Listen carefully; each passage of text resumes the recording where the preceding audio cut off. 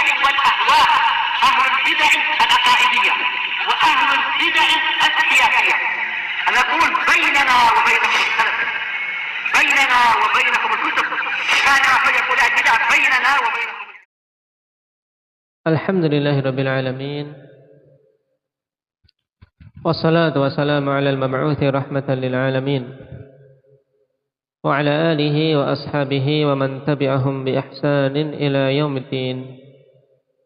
أما بعد، ikhwani fillah rahimani wa rahimakumullah. Pada pertemuan yang lalu kita telah mempelajari beberapa jenis taghut. Apa saja itu? Abah Abdul Razak.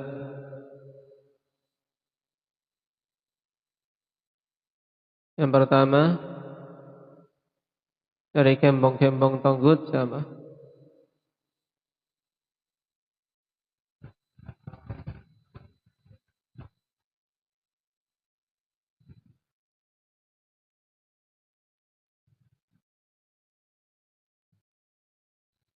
Baik. Kita telah mengambil 4 jenis dari ru'usut tawaghid. Ini dari iblis, kemudian orang-orang yang ridha peribadatan diarahkan kepadanya, yang ketiga seorang yang menyeru manusia untuk beribadah kepada dirinya, dan yang terakhir kemarin kepada pertemuan yang lalu, orang-orang yang mengaku-ngaku mengetahui ilmu ghaib. Taib, dari para penyihir, para tukang nujum. Demikian pula akhwani fillah, sebagian orang-orang ahli tasawuf. Nah, mereka-mereka yang mengaku mengetahui perkara ghaib, bahkan sebagiannya mengaku bisa memiliki kemampuan mengatur jagat. Taib, dan ini semuanya masuk dalam deretan taghut.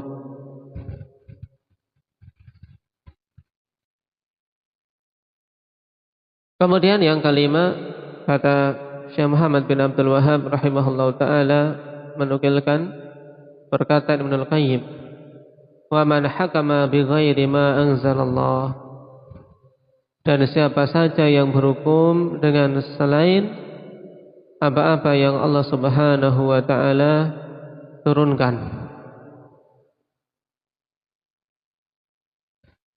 Berhubungan dengan ini ya kawan, perlu kita ketahui bahwasanya Allah subhanahu wa ta'ala adalah satu-satunya zat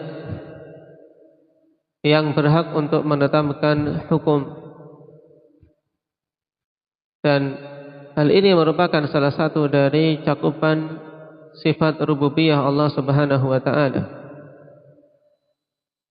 atau dengan kata lain termasuk dalam cakupan tauhidur rububiyah, mengakui bahwasanya Allah subhanahu wa ta'ala dialah satu-satunya zat yang berhak untuk menetapkan hukum bagi hamba-hambanya. Sebagaimana Allah tegaskan, inil hukmu illa lillah yaqussul haqqa wa huwa khairul fasilin. Tidak ada hukum kecuali itu hak Allah subhanahu wa ta'ala. Juga pada surat Yusuf, inil hukmu illa lillah amara an la ta'budu illa iyyah. Tidak ada hukum kecuali itu hak Allah subhanahu wa ta'ala. Nah, Allah perintahkan untuk kalian tidak beribadah kecuali kepadanya. Nah, dan Allah subhanahu wa ta'ala telah jadikan perbedaan antara kaum mukminin yang jujur dari yang lainnya dari sisi kemauan mereka untuk menetapi dan tunduk dengan hukum Allah subhanahu wa ta'ala. Sebagaimana Allah tegaskan, innama kana qaulal mu'minin idza du'u ila Allahi wa rasulihi liyahkuma bainahum ay yaqulu sami'na wa ata'na. Hanyalah perkataan orang-orang yang beriman apabila mereka diseru untuk berhukum kepada Allah dan Rasul-Nya, untuk apa? Ditetapkan hukum di antara mereka, mereka mengatakan sami'na wa ata'na. Kami mendengar dan kami taat. Maka mereka itulah yang akan beruntung. Sebagaimana kelanjutannya, wa ulaika humul muflihun.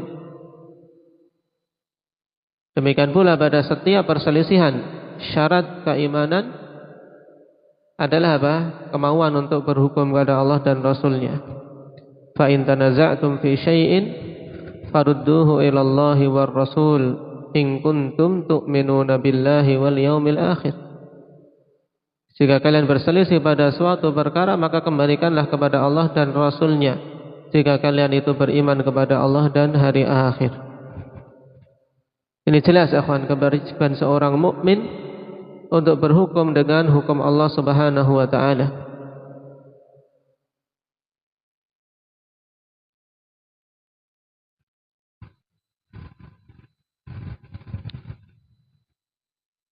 Sehingga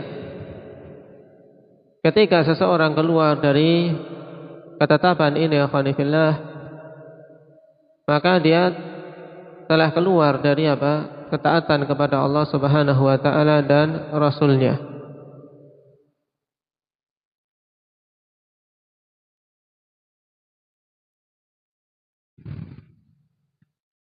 Dan telah dinukilkan ijma' tentang wajibnya untuk berhukum kepada Allah Subhanahu wa taala dan syariatnya, sebagaimana ditegaskan oleh Syekhul Islam Ibnu Taimiyah rahimahullahu taala dalam Majmu' Fatawa. Beliau tegaskan, wa ma'lumun bittifaqil muslimin annahu yajibu tahkimur Rasul sallallahu alaihi wasallam fi kulli ma syajara bainan nas fi amri dinihim wa dunyahum fi usuli dinihim wa furu'ih. Merupakan perkara yang telah diketahui berdasarkan kesepakatan kaum muslimin tentang wajibnya berhukum kepada Rasul sallallahu alaihi wasallam. Berhukum kepada Rasul berarti juga berhukum pada syariat Allah. Pada semua yang manusia berselisih di antara mereka pada perkara agama mereka maupun dunia mereka. Pada perkara pokok-pokok agama maupun cabang-cabangnya. Dan ketika telah ditetapkan hukum atas kaum muslimin untuk tidak merasa keberatan, tapi dengan senang hati dan penuh penerimaan terhadap hukum yang telah ditetapkan.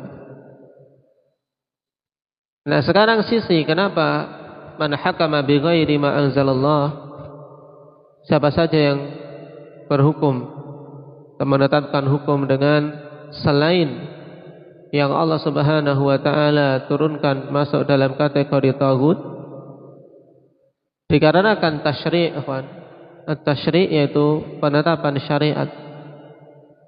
Itu merupakan hak Allah Subhanahu wa taala yang murni. Maka jadilah orang-orang yang menetapkan syariat untuk manusia selain syariat yang Allah tetapkan, atau menetapkan hukum di antara manusia dengan selain hukum yang Allah Subhanahu wa taala tetapkan, dia berarti taghut. Sebab apa, ikhwan? Sebab dia mengangkat dirinya melampaui batas kedudukannya sebagai hamba. Melampaui batas kedudukannya sebagai hamba. Jadi man hakama di sini adalah yang apa? Yang menetapkan hukum, maksudnya. Yaitu dia menghukumi manusia dengan selain yang Allah Subhanahu wa taala turunkan.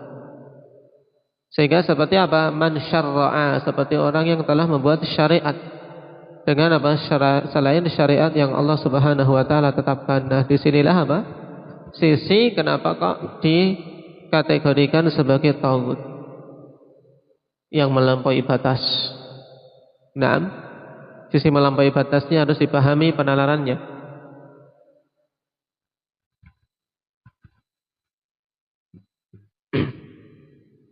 Nah, untuk semakin jelas akhwani fillah,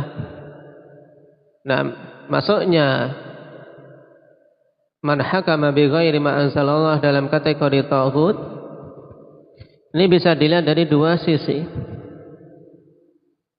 Yang pertama, annal hukma bima anzalallah min tauhidir rububiyah. Nah, yang pertama bahwasanya berhukum dengan apa yang Allah Subhanahu wa taala turunkan termasuk dalam cakupan tauhidur rububiyah. Nah, oleh karena itulah siapa saja yang diikuti hukumnya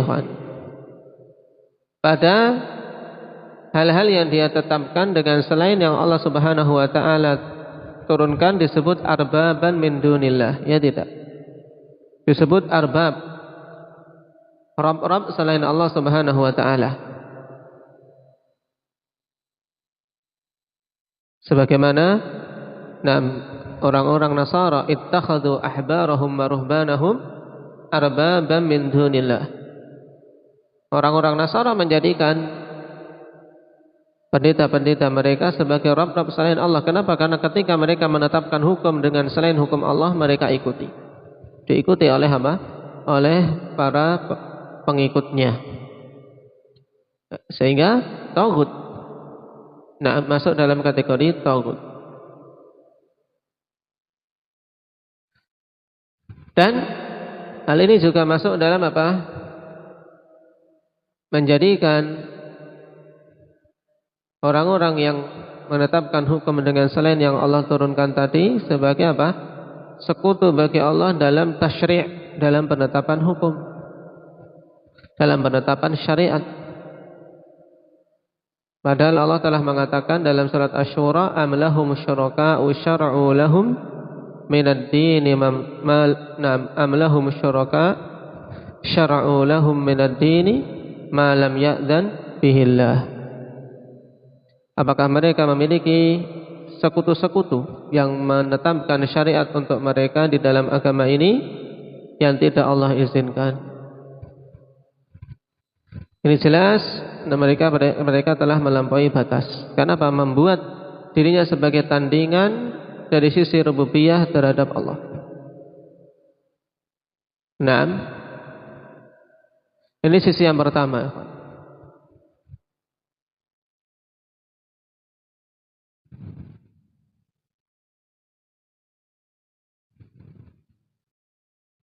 Kemudian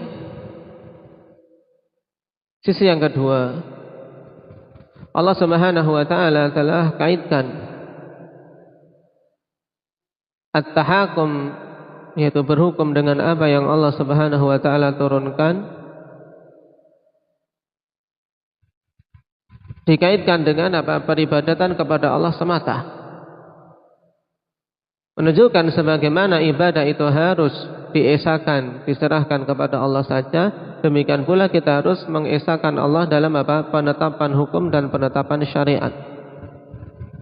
Sebagaimana ayat tadi di surat Yusuf, inil hukmu illa lillah amara alla ta'budu illa iyyah dzalikad dinul qayyim. Tidak ada hukum kecuali itu hak Allah. Allah perintahkan untuk kalian tidak beribadah kecuali kepadanya. Nah, itulah agama yang lurus. Nah, dibangun di atas ini berarti siapa saja yang tidak mau berhukum dengan hukum Allah Subhanahu wa taala, dia telah apa? Menyekutukan Allah dengan yang lainnya. Nah,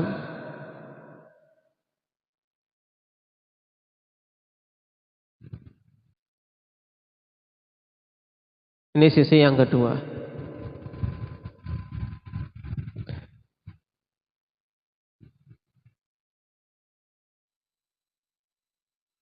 Dan orang-orang yang menetapkan hukum dengan selain hukum yang Allah Subhanahu wa taala turunkan, ikhwan, dan hukumnya kufur. Dan ini berdasarkan ijma'.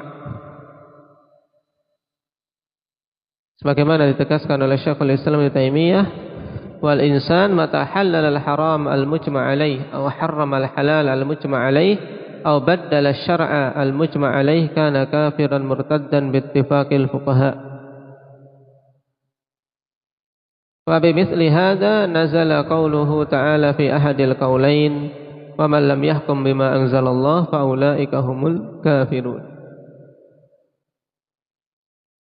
Seorang kapan saja menghalalkan yang haram yang disepakati, atau mengharamkan yang halal yang disepakati, atau mengganti syariat yang telah disepakati, maka dia hukumnya kafir murtad berdasarkan kesepakatan para fuqaha.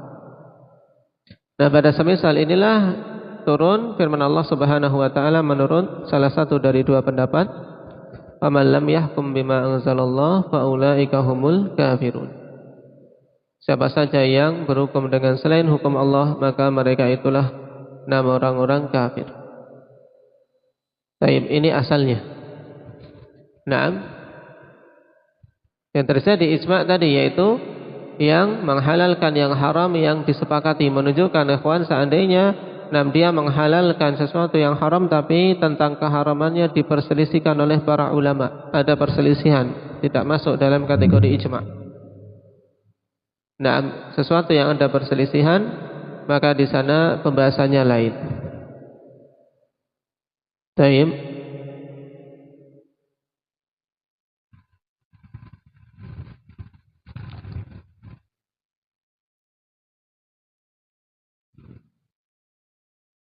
Dan mengenai kafirnya orang-orang yang menetapkan hukum dengan selain hukum Allah Subhanahu wa taala, insyaallah kita lanjutkan pada pembahasan yang akan datang ya kawan.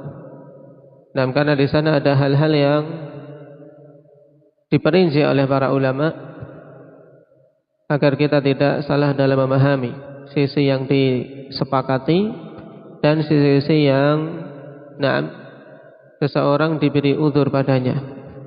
Yang disepakati tentang kufurnya siapa, kemudian yang tidak sampai derajat kufur siapa-siapa, ini butuh kita bahas pada pertemuan yang akan datang. Dan sekarang kita ambil makna umum terlebih dahulu tentang apa? Sisi kok man hakama bi ghairi ma anzalallah dikategorikan dalam taghut. Naam. Barakallahu fiikum, naktafi bihadza, subhanakallah.